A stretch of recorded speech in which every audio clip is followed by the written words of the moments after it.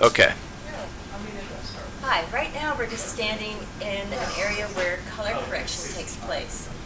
Publishers send in files and make requests of Quad to do all kinds of things that the photographers have decided not to do in the studio.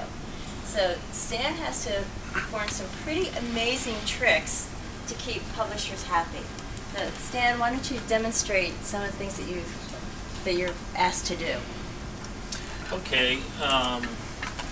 Photographers will shoot an image and they will have, say, 20 images of the same model to choose from, and they'll sort through those and choose the best one that reflects the product and how they want to present it.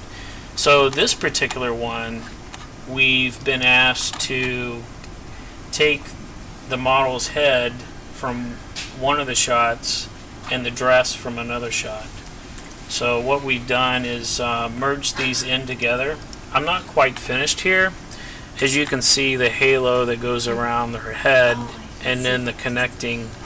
So we're working on that. This is in process, but that will be the finished product with her head in there, and then we have to color correct her dress to a specific swatch. Now, how long does it take you to accomplish something like that? How long will you spend? Well, we spend quite a bit of time. What has to happen is, I can show you on this image here. You can see here in my channels, I have various alpha masks here, and I have one for the flesh. So all the flesh is selected.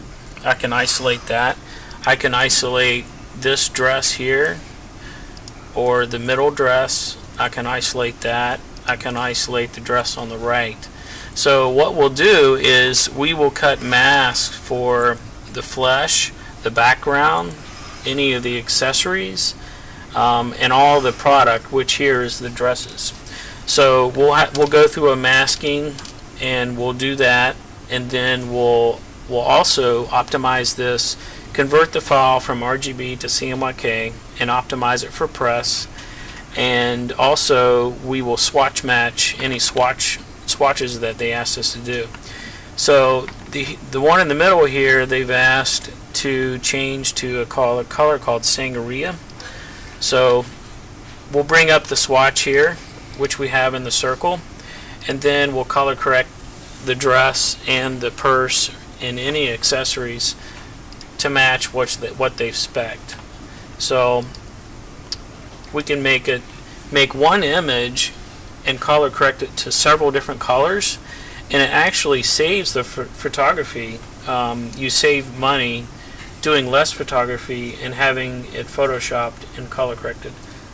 So we could take one file and make 10 different images from one file.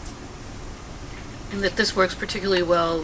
This is your client, David's Bridal, so it works particularly well, it looks like, for catalogs with that are showing a lot of different products, clothes in particular, or things where you want to show different styles, different colors. And again, the fact that it is saving the publisher a lot of money rather than hiring photographers to do all of this color retouching. How are these instructions communicated to you?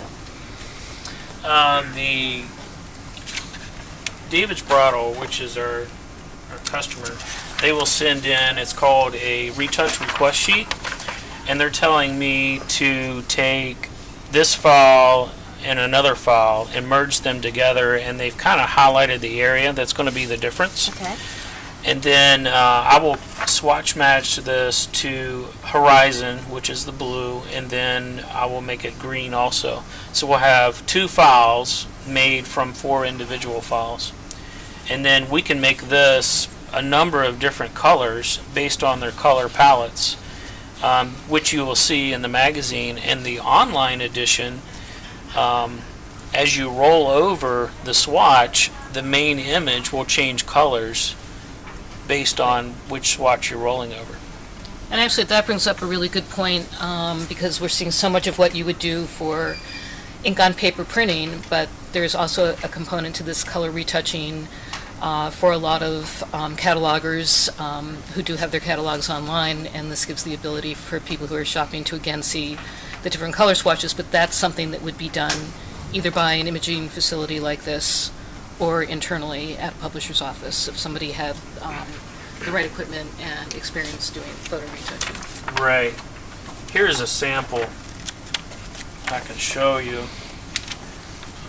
This is David's bridal. And you can see Look at that fold out. the number of different colors of dresses. And here's the different swatch palettes. So if this was the online edition and you would roll over these specific colors, this dress would change on the online edition to the specific color. So those have to be made in the process somewhere, and this is where it happens. Wow. That's great. I always find this amazing. So who creates the masks? That happens here at Quad. When you first receive a file, you have to go in and Correct. create the areas that might need Right. to be changed. It's part of our process here.